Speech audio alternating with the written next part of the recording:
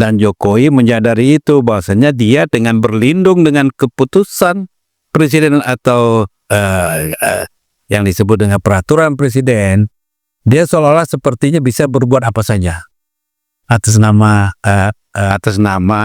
undang-undang, ya, sebagai suatu kebijakan dibungkus itulah. Nah ini sangat terang benderang pada saat kita melihat bagaimana proses kereta api cepat Jakarta-Bandung itu diputuskan. Ini amanat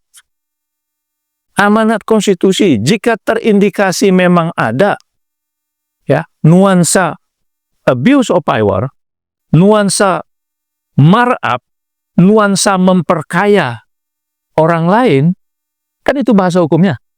Nah, kalau semua unsur-unsur itu ada, kenapa harus nunggu? Ya. Kenapa sih kita ini sebagai negara yang rasional, negara yang besar, kalau udah urusan presiden itu seakan-akan semua dosa yang dilakukan harus ditutupin. Menurut saya tuh nggak benar kita bernegara seperti itu. Ya. Jadi presiden itu harus menjadi betul-betul teladan dalam konteks menegakkan hukum. Ini bukan kejahatan biasa. Kalau Bung Karno aja bisa dia adili karena dia berkhianat kepada Republik ini, juga Pak Harto. Loh, kenapa tidak kepada Jokowi? Jokowi ini lebih parah. Kejahatan yang oleh presiden lebih parah. Bahkan lebih parah dari Bung Karno. Lebih parah dari Presiden Soeharto. Kalau kita lihat akibat yang dimunculkan gitu. Luar biasa masifnya gitu.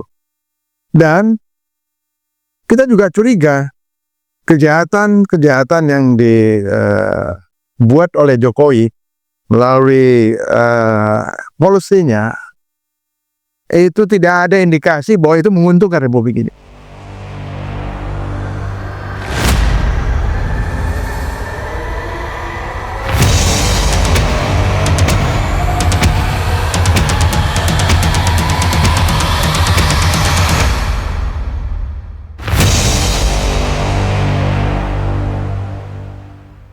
Pemirsa, berjumpa lagi dalam bincang spesial Jurnal Politik TV, Just Stop Justice Talk Show, bincang-bincang keadilan seputar dunia hukum, ekonomi, politik, pendidikan, dan budaya. Dalam pekan-pekan terakhir ini, publik dikejutkan oleh satu pernyataan dari seorang tokoh dari Luhut Binsar Panjaitan yang menyebut barang busuk. Ini konten mengagetkan publik, tapi kemudian kelompok-kelompok kritis juga mulai membongkar, mulai dari Pak Mahfud MD misalnya sudah menyarankan KPK untuk melakukan investigasi dari mega proyek yang dinilai gagal ini, termasuk baru-baru ini Yudi Purnomo, mantan penyidik KPK, di satu media justru dengan lantang menyatakan, saya ingin langsung menyidik kalau dia masih menjadi penyidik di KPK. Kita akan coba bahas soal barang busuk ini seperti biasa bersama pakar kebijakan publik, ada Dr. Hazalis Husni Situmorang, lalu pengamat kebijakan politik Dr. MS Kaban, dan pakar ilmu politik kita dari Universitas Nasional, Asosiat Profesor Dr. Teddy Masa Jafar. Saya ingin ke Bang Ghazali dulu nih. Bang Ghazali, ada dua tulisan terakhir Anda yang menarik. Pertama, Anda menyebut WUS ini PSN busuk, proyek strategis nasional busuk. Yang kedua, Anda justru lebih lugas ini menulis bahwa ada pemufakatan jahat lewat kebijakan. Ini sebenarnya dua-dua ini ingin menyasar kemana ya Bang Ghazali? Kalau pertanyaan menyasar kemana, ya jelas ke presiden. Ke presiden ya? Ya, karena semuanya itu diatur dalam suatu produk peraturan presiden maupun keputusan presiden. Yang namanya kebijakan publik itu kan suatu kebijakan yang hanya bisa dilakukan oleh negara melalui pemerintah. Jadi negara itu memerintahkan kepada pemerintah melalui konstitusinya untuk melakukan apa yang diamanatkan dalam konstitusi. Nah, pemerintah ini karena kita sistem presidensial, secara sederhananya ya kepala pemerintah itu ya presiden, kepala negara presiden. Dan Jokowi menyadari itu bahwasanya dia dengan berlindung dengan keputusan presiden atau yang disebut dengan peraturan presiden, dia seolah-olah sepertinya bisa berbuat apa saja atas nama undang-undang atau atas nama regulasi ya, Atas nama kebijakan pemerintah ya. ya sebagai suatu kebijakan dibungkus itulah. Nah ini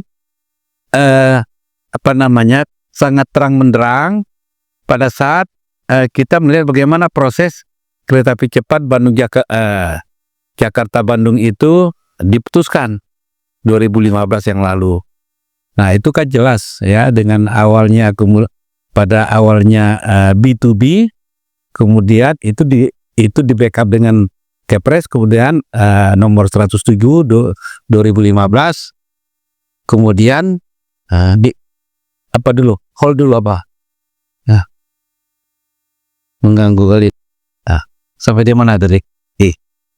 So, kebijakan tadi. Ya, jadi itu artinya kalau kita lihat dengan keputusan presiden, yes, 1072 2015 dan disempurnakan ya dengan nomor 93 tahun 2021 itu jelas bagaimana syahwat keinginan sekelompok orang berlindung di balik kebijakan publik yang produksinya adalah bentuk keputusan presiden.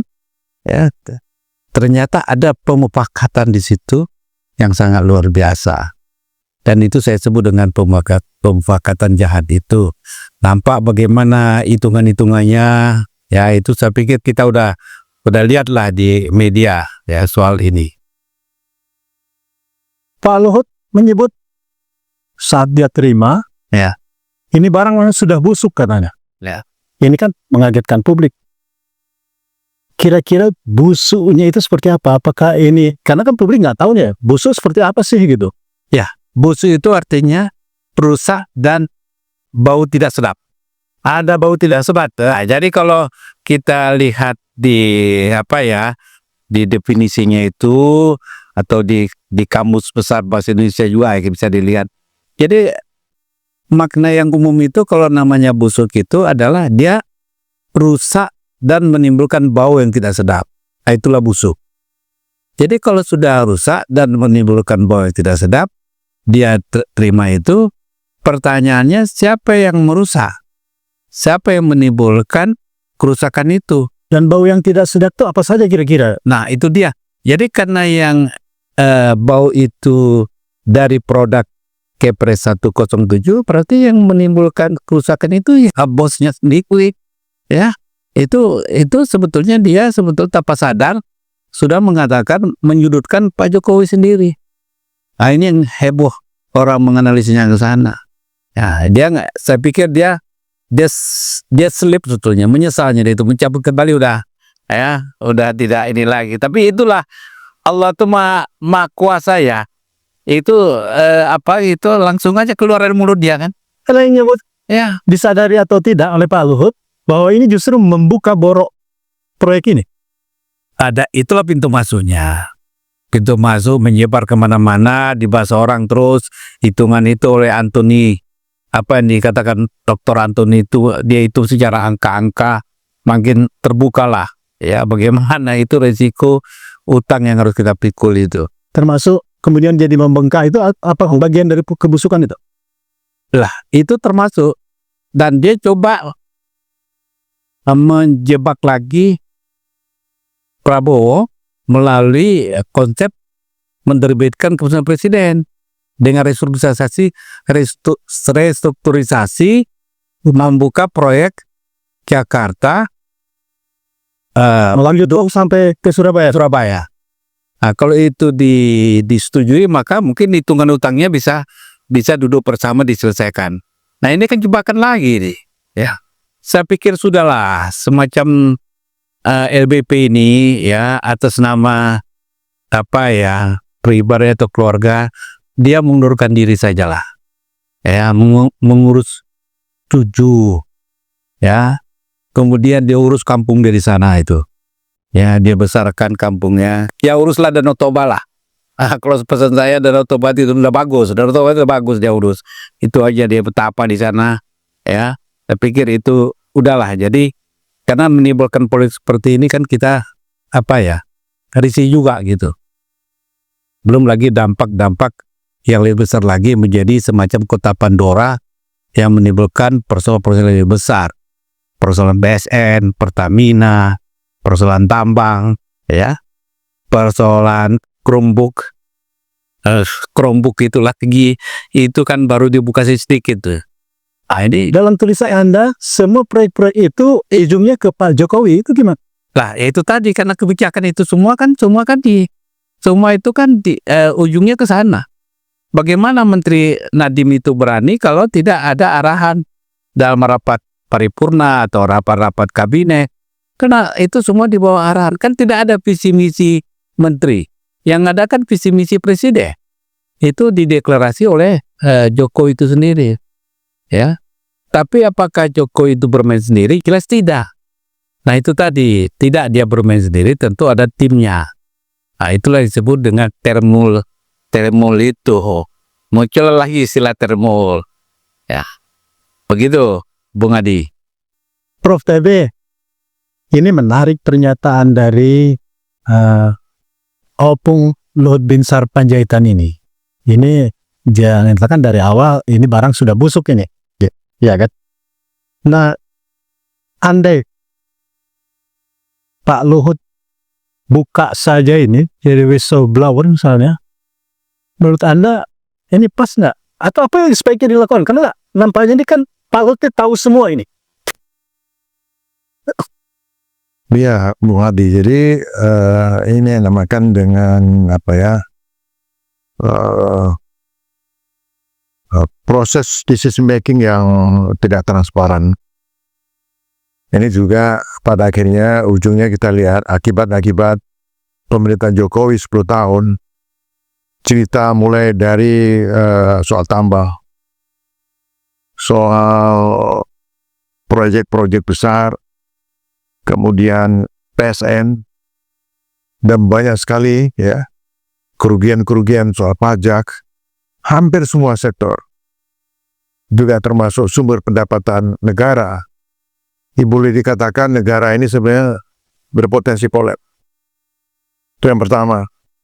Yang kedua, elit-elit yang bekerja ini bukan kejahatan yang biasa. Saya bisa mengambil satu kesimpulan awal bahwa di balik itu tadi Pak Ghazali mengatakan ini tanggung jawab Jokowi. Kalau saya tidak hanya Jokowi, ini sebuah konspirasi elit rejim Jokowi memberikan keuntungan yang sebesar ini kepada Cina yang notabene punya ideologi komunis. Apakah ini satu bentuk konspirasi ingin mengembalikan kiblat politik Indonesia ke Peking? Kemudian apa saja yang terkait kerjasama dengan Barat, juga termasuk dengan Jepang, walaupun Jepang kita lihat itu lebih mixen. Ya, tapi itu semua bisa dikalahkan.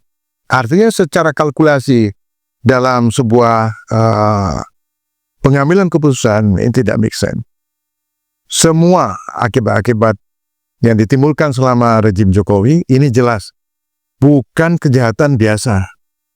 Ya, Bukan kejahatan biasa ya? bukan kejahatan biasa, walaupun kita lihat ya tentu saja ternak-ternak termul ini juga mengambil kesempatan.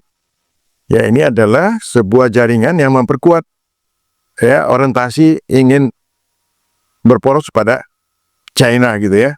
Nah, kemudian mereka juga mengambil manfaat untuk kepentingan pribadi. Nah, ini bukan satu kejahatan biasa, ini sangat berbahaya. Artinya apa? Saya ingin melihat bahwa Indonesia di bawah Jokowi itu memang mau dibangkrutkan.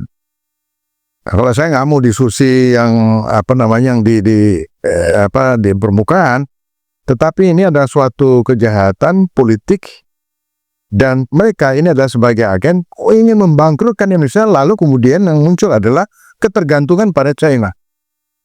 Ya, nah kalau ini saya kira Pak Prabowo itu harus bongkar. Bagaimana kejahatan konspirasi ini itu harus dibuka supaya untuk masa yang datang itu tidak terulang kembali. Dan kita punya sejarah itu kan.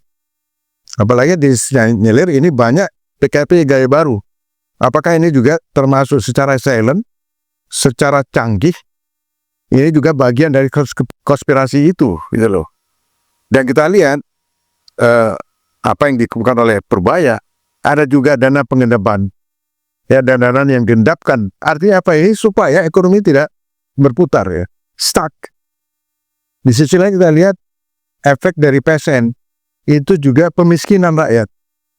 Ya, jadi dari sisi manapun kita lihat ini bukan kejahatan biasa. Ini sebuah kejahatan politik konspirasi yang menguntungkan pada negara tertentu, gitu ya. Nah, jadi sudah saatnya Pak Prabowo tidak lagi sebatas, ada yang mengatakan ini adalah semacam state crime. Jadi kejahatan para aparatur negara untuk merampas kekayaan negara, saya nggak hanya itu. Tetapi ini adalah satu perampasan oleh negara, tapi dalam bentuk konspirasi menguntungkan negara lain. Itu poinnya, Bu Hadi. Terkait soal WUS ini kan harus ada political will yang ditempuh presiden.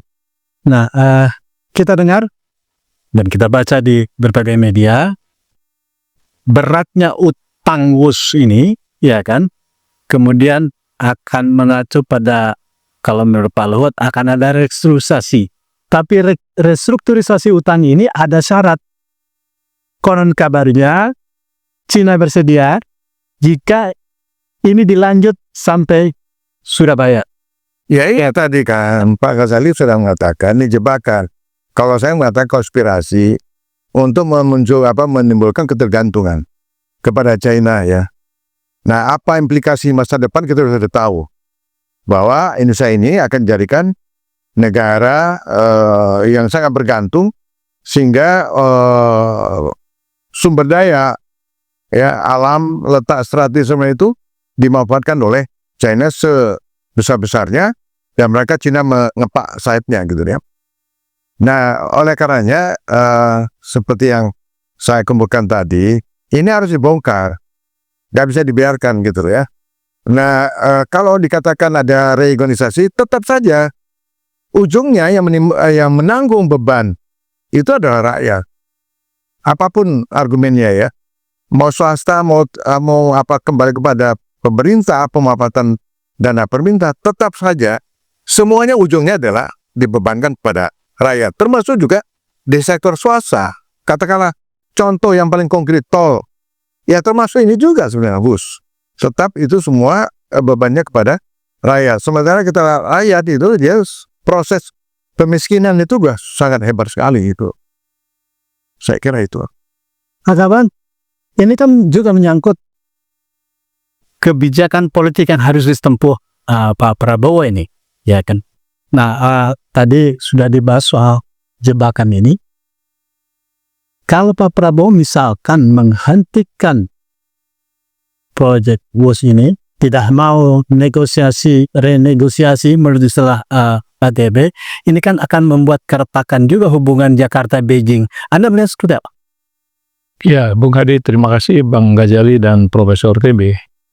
Jadi kalau kita betul-betul mendalami isu terakhir yang mencuat, katakanlah yang berhubungan dengan proyek WUS yang dikaitkan dengan PSN, ya, saya kira ini tadi sudah diungkapkan dan juga sudah banyak analisa yang disampaikan oleh mereka-mereka yang punya perhatian Jadi poin yang paling mendasar dari dampak ya PSN model WUS, saya kira ini WUS ini hanyalah yang mencuat ke permukaan. Ya, jadi ini mencuat ke permukaan dan kemudian orang-orang yang terlibat itu sekarang juga sudah muncul ke permukaan. Tapi jebakan-jebakan yang menimbulkan ketergantungan dengan pihak-pihak, saya kira bukan hanya WUS ini, ya, banyak hal. Dan inilah salah satu ciri khas utama yang terjadi selama 10 tahun ini, di mana istilah kekuasaan itu lebih mendominasi daripada cara berpikir rasional atau cara berpikir konstitusi atau juga pertimbangan-pertimbangan ekonomi yang layak, yang normal. Nah, ujungnya semua itu adalah abuse of power, ya. Bagaimana memanfaatkan kekuasaan, melakukan penyimpangan terhadap kekuasaan, dan kemudian di situ ada pertimbangan-pertimbangan yang betul-betul tidak memenuhi kaedah apa yang sudah ada selama ini. Paling tidak, bahasa studi kelayakan. Ya, bahasa studi kelayakan itu seperti diabaikan. Kemudian pihak yang lebih dulu melakukan studi yang mereka sudah menyatakan kesiapan dengan menggunakan dana investasi mereka sendiri, lalu kemudian itu seperti di bulldozer. Nah, kita tahu misalnya seperti proyek kereta api itu tadinya adalah itu sangat kuat, itu riset yang dilakukan oleh pihak Jepang. Nah, tapi kemudian tiba-tiba bergeser kepada pihak Cina. Nah, ini kan sebuah pertanyaan secara moral, secara etika bernegara dan berbangsa, menurut saya itu sudah tercela. Ya, ini negara loh. Ya, jadi orang yang sudah melakukan sebuah riset, ya, sudah melakukan studi, dan mereka betul-betul menggunakan seluruh potensi yang mereka miliki dengan tidak memberikan beban kepada negara Republik Indonesia. Sedangkan dari Jepang ke Cina kan Justru itu pemindahan dari Jepang ke Cina itu yang menimbulkan pertanyaan. Buktinya apa? Dari segi aspek biaya semua orang tahu. Ya, dari aspek biaya semua orang tahu terjadi ya dalam bahasa kita markup. Ya, markup. Kemudian kelayakan yang tidak betul-betul sesuai dengan kaedah sesungguhnya. Memang negara tidak cari untung, tanda kutip ya. Tetapi kalau negara kemudian dibebani akibat ada markup, itu kan sebuah kejahatan. Nah, angka kejahatannya itu kan ini cukup besar. Ya, cukup besar. Nah, oleh karena itu maka kita sekarang ini harus mulai jeli, paling tidak Presiden PS08 tidak mengulangi, ya, tidak mengulangi semua kesalahan-kesalahan yang dilakukan oleh Joko Widodo. Ya, walaupun PS08 selalu mengatakan melanjutkan, ya kan? Nah, yang dilanjutkan itu kan bukan melanjutkan kesalahan dan bukan melanjutkan kejahatan dan jangan juga melanjutkan pembebanan kehidupan rakyat. Ya, jadi kalau melanjutkan ide-ide gagasan Jokowi yang bagus itu hak. Tapi semua kejahatan-kejahatan yang menimbulkan beban untuk APBN, beban untuk pajak-pajak rakyat, dan kemudian jelas-jelas itu melakukan penyelewengan dan penyimpangan terhadap keuangan negara, ini harus ada pertanggungjawaban.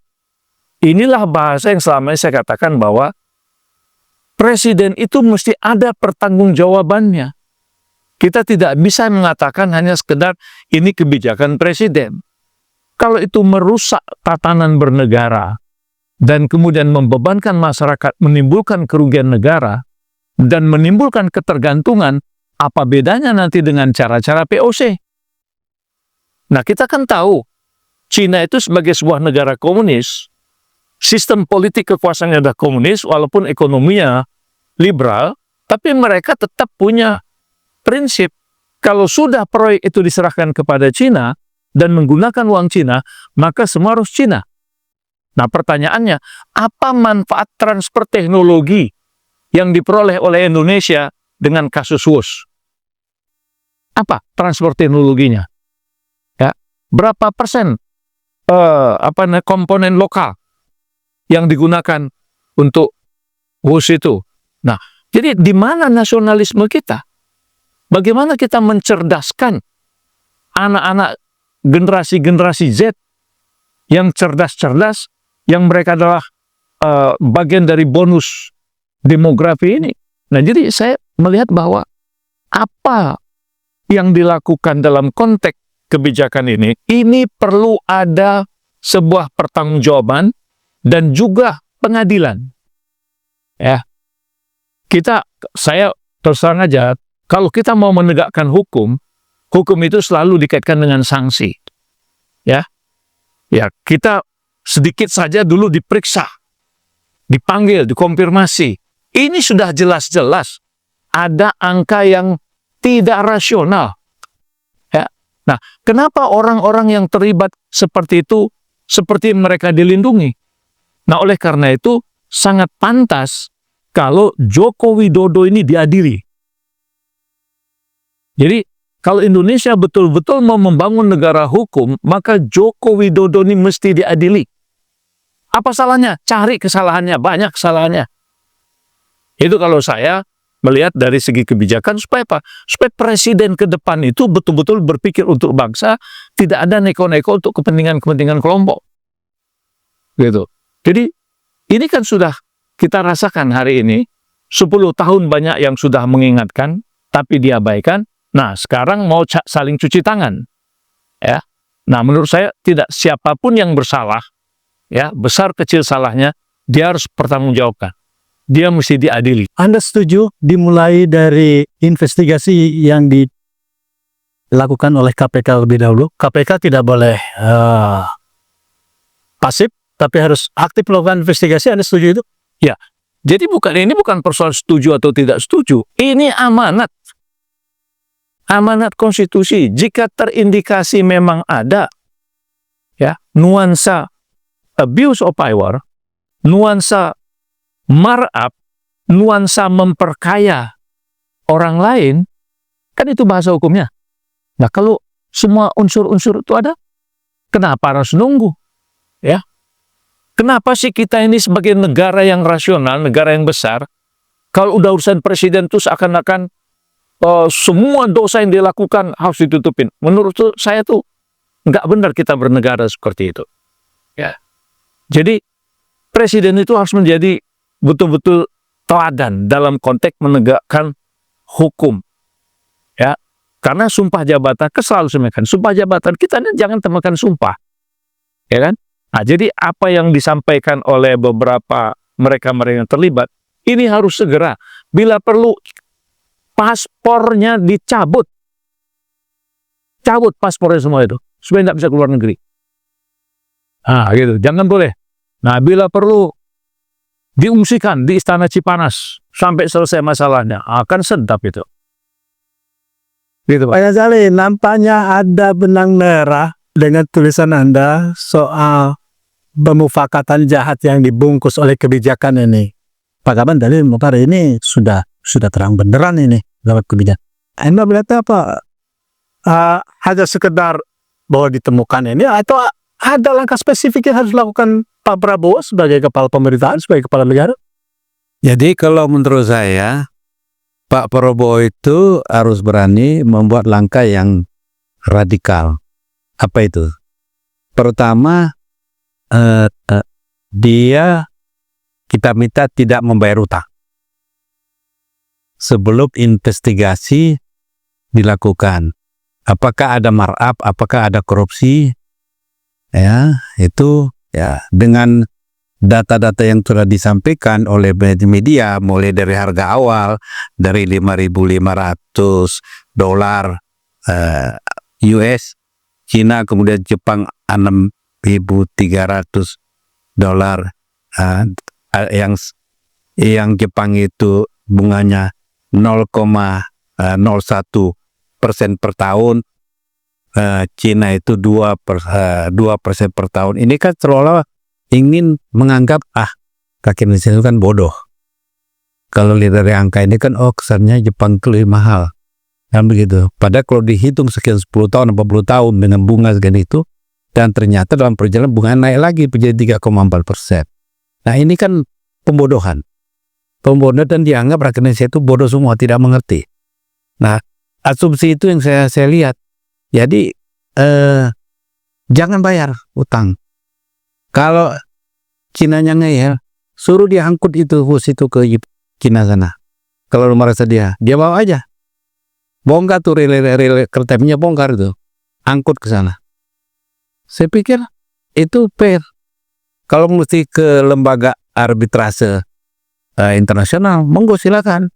Nampak di situ apakah juga Cina itu dalam dia bertransaksi dengan Indonesia itu juga dengan cara yang halal, secara secara regulasi, secara aturan, harus begitu. Itu pintu masuk. Bos ini pintu masuk untuk nanti mengejar yang lain. Ya, kalau ini, maka itu kenapa ada grand strategi dari Luhut itu menyelesaikannya dengan cara damai-damai tadi kan, cincak-cincak lah, kita datang ke sana nanti restrukturisasi. Itu kan sebetulnya dalam rangka untuk itu.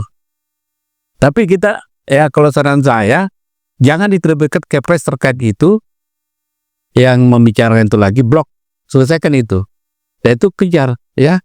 Kenapa unit cost-nya per kilometer itu sampai 3 kali lipat lebih mahal daripada di Cina sendiri, atau malah di Arab Saudi itu, sampai muncullah itu kan informasi yang seperti itu kan muncul itu, makin memperkuat situasi bahwasanya kita memang dikibuli. Nah, dikibuli ini bekerja sama dengan kepala negaranya. Jadi kalau sudah ini namanya quote and quote kan sudah perampokan oleh kepala negara terhadap negaranya sendiri. Nah, saya pikir saya nggak tahu lagi rumusnya apa. Saya rasa undang-undang di konstitusi nggak ada lagi itu pasal itu, karena udah di atas istilahnya itu ya, kalau dalam bahasa agama itu udah di atas dajjal lah itu. Kan susah. Jadi itu kan harus kita kalau menurut saya itu blok.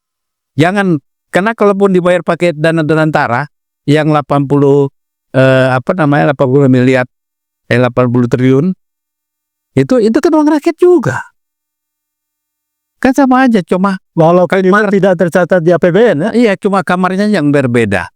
Ya, kamar APBN sama kamar di luar. Tapi kan itu kan dana yang disisihkan, yang milik rakyat juga. Saya pikir itu nggak ada apa. Dan ingat, penikmat bus ini kan menengah ke atas. Nggak ada orang berpikir lah kan untuk naik 275 itu. Padahal kalau naik travel 100.000. Kata Muhammad Saidilu, bus ini adalah infrastruktur komersial. Jadi harus untung karena namanya juga komersial. Nah, ya. Nah, dan itu kan soal tidak ada yang untung. Memang public service itu harus tidak untung. Itu kan pembodohan juga. Ya, saya dapat informasi juga di Singapura itu public service transportation itu untung. Ya, kenapa tidak? Ya, sepanjang itu memang dia dengan harga yang kelayakan yang wajar dan efisien mendapat untung, kenapa tidak? Keuntungan ini kan bisa juga nanti mengembangkan lagi service public service lainnya. Kan seperti itu. Jadi menurut saya terkait dengan kasus ini kotak Pandora, membuka kotak Pandora. Bola panas sekarang berada di tangan Presiden Prabowo. Ya, arahnya mau kemana kira-kira nih? Nah, itu dia. Maka itu kita menunggulah. Ya, mudah-mudahan Pak Prabowo masih berpikiran waras lah ya. Saya yakin itu kan masih melihat persoalan itu secara jernih, dan saya ada merasa yakin karena dengan figur Purbaya yang begitu juga melemparkan bola panas itu, saya pikir dia nggak main sendiri. Dia juga tentu ini tidak lepas dari juga komunikasi dia dengan Pak Ada Prabowo. juga di dalamnya arahan presiden. Wah, caranya tadi gini, caranya lebih manis, jalan memutar dia. Ya, mungkin yang ditunggu Prabowo itu, Jokowi itu datang tersungkur di depan dia, mencium kakinya. Mungkin itu yang dia tunggu. Prof, gimana Prof? Apa betul itu yang ditunggu, ada strategi Pak Prabowo? Tapi yang pasti kan ini, bola panas ada di tangan Pak Prabowo. Menurut Anda berani nggak Pak Prabowo? Ya, apapun ujungnya ya. Tapi kita lihat kalau Pak Prabowo terlalu lama, itu bisa juga menimbulkan kesan bahwa ini juga ada tawar-menawar. Para ini ada jalan kompromi. Nah, kalau itu ditempuh, ini juga akan mengecewakan rakyat. Kenapa? Seperti yang saya katakan, ini bukan kejahatan biasa. Kalau Bung Karno aja bisa dia adili karena dia berkhianat kepada Republik ini, juga Pak Harto. Loh, kenapa tidak kepada Jokowi? Jokowi ini lebih parah. Kejahatan dilakukan oleh Presiden lebih parah. Bahkan lebih parah dari Bung Karno. Lebih parah dari Presiden Soeharto. Kalau kita lihat akibat yang dimunculkan gitu. Luar biasa masifnya gitu. Dan kita juga curiga kejahatan yang dibuat oleh Jokowi melalui polisinya itu tidak ada indikasi bahwa itu menguntungkan Republik ini, menguatkan posisi sosial ekonomi rakyat, menguntungkan negara. Semua cerita itu adalah ujungnya zero. Lalu apa? Apa ya Jokowi hanya memikirkan keuntungan pribadi? Saya kira tidak sekedar itu ya. Kalau soal dia mendapatkan keuntungan material, ini akibat yang Lebih dari itu, Anda. lebih dari itu. Lalu ini apa? Ini bukan kejahatan biasa. Bukan hanya soal wah ini korup, enggak. Ini pengkhianatan terhadap negara. Nah, sekarang apakah Prabowo ya mau nggak mengambil langkah-langkah cepat gitu? Kalau tidak, rakyat mau kecewa. Buktinya apa? Apa masih kurang? Data-datanya, fakta-faktanya, waduh cukup banyak.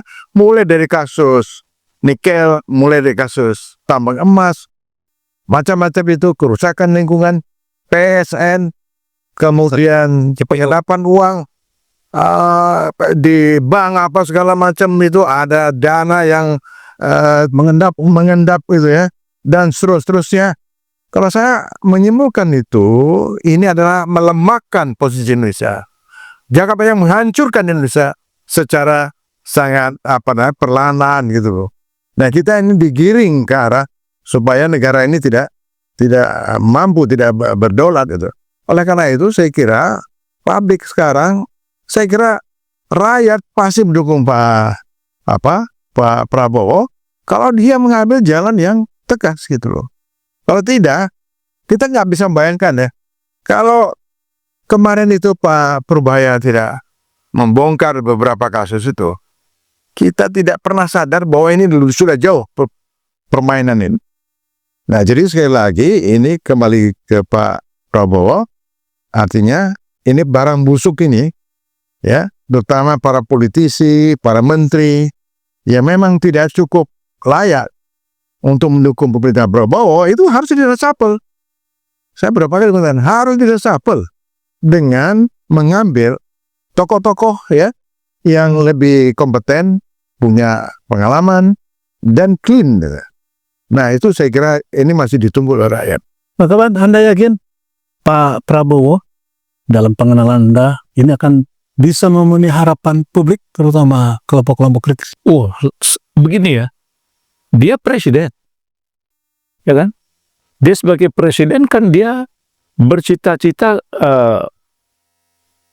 sukses sebagai presiden, ya, bukan sebagai presiden yang gagah. Dia sudah berpidato dan pidatonya berulang-ulang, ya, sehingga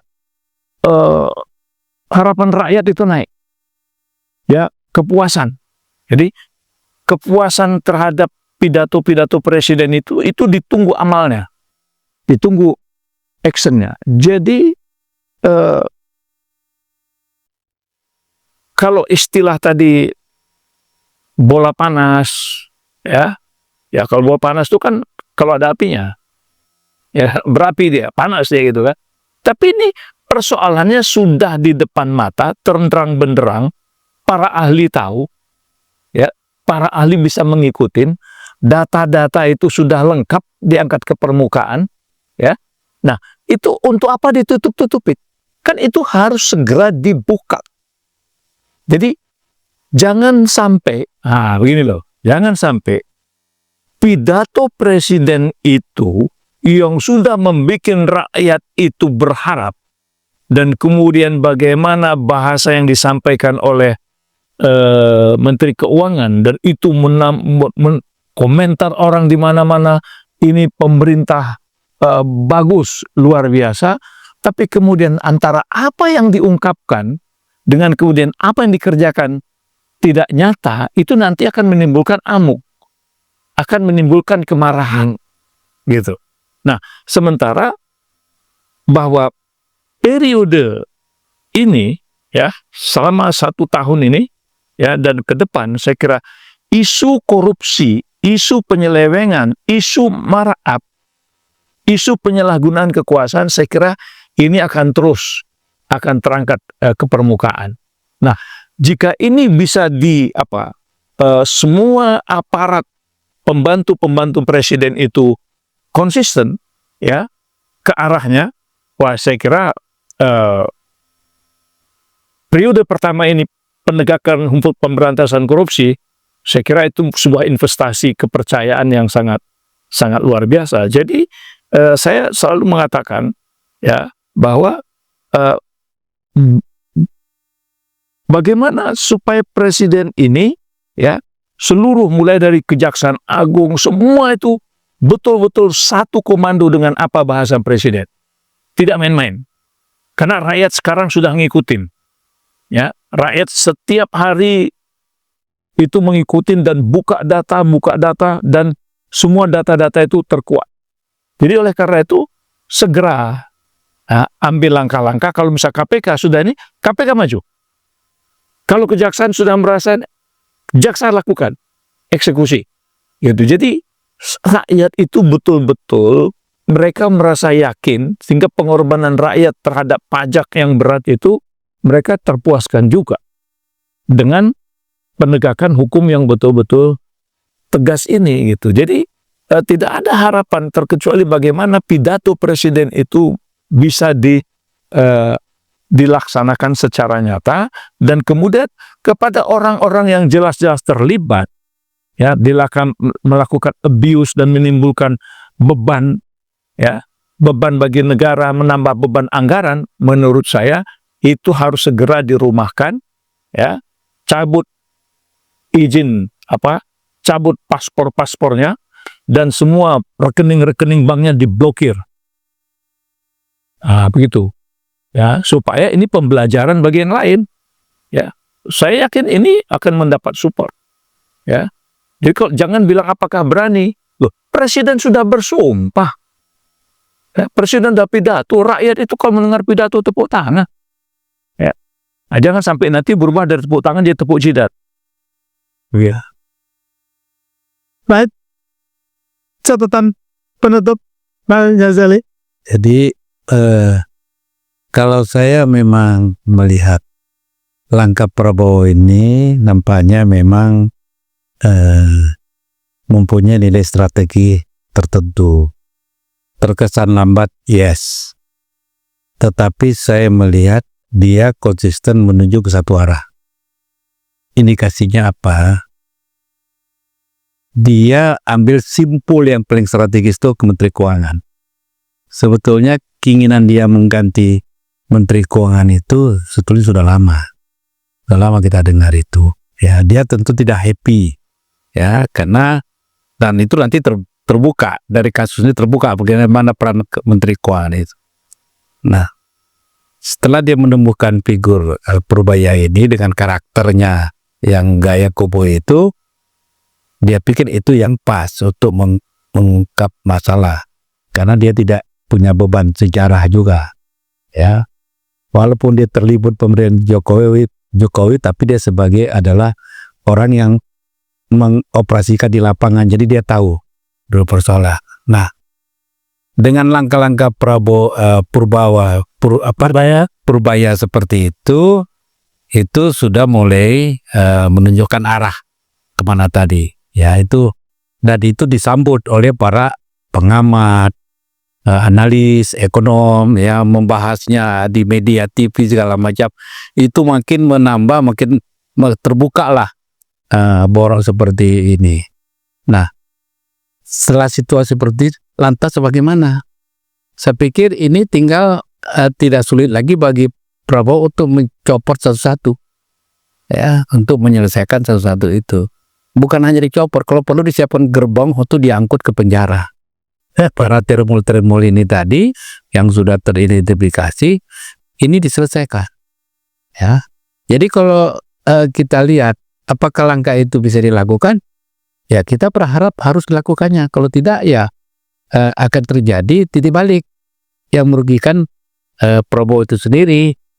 Dan saya tahu Prabowo tidak mau begitu. Dia begitu puluh tahun dia bercita-cita jadi presiden, kan ingin membela rakyat kecil. Itu kan dia omongin. Nah, inilah saatnya.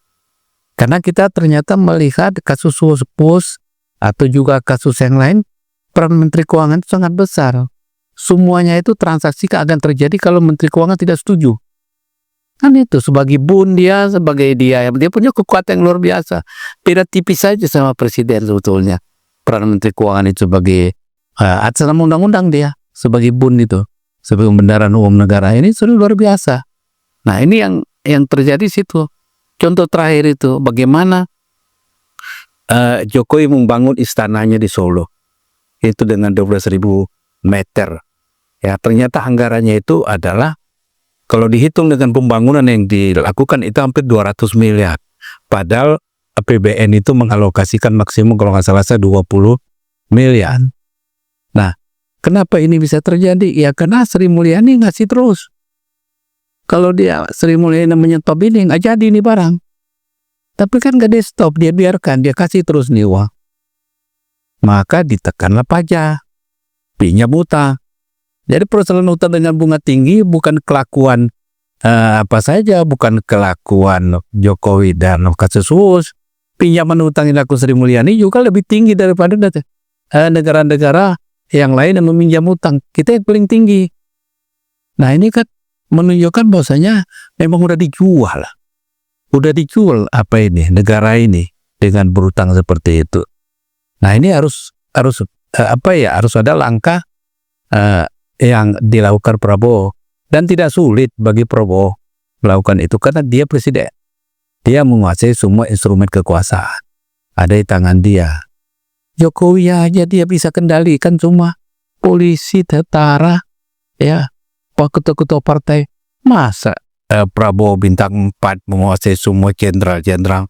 Nggak bisa. Tentara asli, militer asli, militan, masa nggak bisa? Hidup dia kan cuma sekali katanya kan, ya bermanfaatlah bagi rakyatnya. Itu harapan kita. Baik, Prof. TB, catatan penutup Anda. Ya, 1 tahun ini Prabowo semoga menuntaskan penegakan hukum sampai Desember masuk ke tahun 2006 pada penguatan ekonomi. Lalu kemudian langkah berikutnya adalah langkah-langkah perbaikan pada semua sektor, ya, sehingga di akhir kepemimpinan dia memang terjadi perubahan yang cukup signifikan. Ini kita belum lagi mengevaluasi undang-undang pemilu. Apakah undang-undang pemilu yang seperti sekarang itu masih dipertahankan? Jadi ini masih banyak langkah-langkah. Jadi kalau publik itu ingin cepat, karena itu banyak sekali PR ke depan gitu ya. Karena jangan sampai itu undang-undang politik yang juga terjegal 4 kali itu kan undang-undang politik yang bermasalah. Nah, ini juga Tapi kalau bisa untuk yang akan datang juga ini bisa diperbaiki lagi sehingga legacy Pak Prabowo ya dari segi meletakkan kembali pada law enforcement ya, kemudian penguatan ekonomi, lalu politiknya adalah politik yang kuat sehingga untuk yang akan datang pemerintahan ini betul-betul pemerintahan yang sangat kuat. Saya kira itu. Muhammad, catatan penutup Anda, silakan. Iya, saya sangat mendukung usaha peningkatan proses penegakan hukum ini yang tidak perlu ada kompromi dari presiden dan semua aparat-aparat yang terlibat harus betul-betul mengikuti komando yang sudah menjadi arahan presiden sehingga jangan sampai mengulang pembebanan pada negara. Jadi semua yang berhubungan dengan penggunaan uang negara itu harus betul-betul berdasarkan kepada apa yang sudah menjadi kesepakatan. Jadi kasus-kasus yang terjadi seperti salah satu yang disebut dengan WUS itu harus ada pertanggungjawaban dari para pengambil keputusan kenapa terjadi harga yang meningkat tajam dan kemudian ingin menarik-narik beban negara. Saya pikir ini harus di stop dan dihentikan. Pertanggungjawaban itulah yang harus dilakukan dan oleh karena itu kejaksaan maupun dengan KPK maupun aparat-aparat polisian yang memang ingin ya untuk kita membangun negara hukum yang kuat, maka itulah harus dikedepankan. Baik, terima kasih Pak Gaban, Prof. TB dan Bang Ghazali. Mudah-mudahan memenuhi harapan langkah-langkah Prabowo ke depan ini. Pemirsa, nantikan telah menarik lainnya hanya di Just Stop Jurnal Politik TV. Media merdeka mencerahkan bangsa. Billahi taufiq wal hidayah. Wassalamualaikum warahmatullahi wabarakatuh. Merdeka! Allahu Akbar!